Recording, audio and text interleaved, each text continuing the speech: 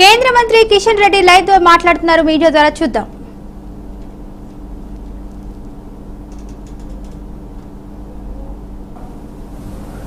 ఒక బీఆర్ఎస్ మంత్రి పైనైనా చర్యలు తీసుకున్నావా మిస్టర్ రేవంత్ రెడ్డి? ప్రతి ఎమ్మెల్యే మీరు ఊరికి తిరిగి అడ్డంగా మాట్లాడుతూ వీడు వాడు నా ప్రభుత్వం వస్తే వీని జైల్లో పెడతా, వాడిని బొక్కలో దోస్తా, వీని డబ్బులు కక్కిస్తా, ఎన్ని మాటలు మాట్లాడావు రేవంత్ రెడ్డి? మీరు నన్ను విమర్శిస్తారా? ఆ నైతికత మీకున్నదా అడుగుతా ఉన్నాను. కిషన్ రెడ్డి ఏంటో, భారతీయ జనతా పార్టీ ఏంటో తెలంగాణ ప్రజలకు, దేశ ప్రజలకు తెలుసు.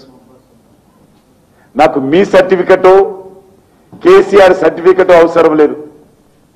అసలు మీ మాట ఎవరైనా తెలంగాణ ప్రజలు నమ్ముతున్నారా?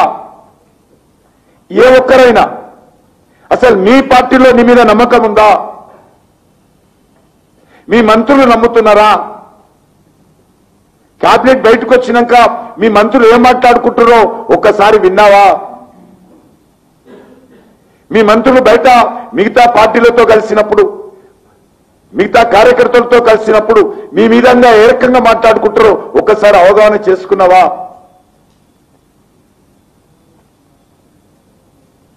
అసలు ఇచ్చినటువంటి 6 గ్యారంటీల గురించి ఎందుకు మాట్లాడడం లేదు?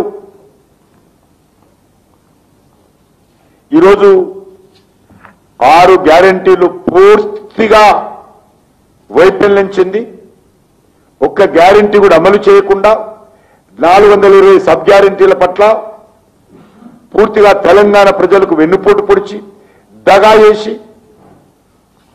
నమ్మక ద్రోహం చేసి నటువంటి పార్టీ ఈ కాంగ్రెస్ పార్టీ. మీకు బీఆర్ఎస్ పార్టీకి ఏమీ తేడా లేదు. మీరు ఇక్కడి నుంచి తెలంగాణలో కాంట్రాక్టర్ల దగ్గర, రియల్ ఎస్టేట్ వ్యాపారస్తుల దగ్గర,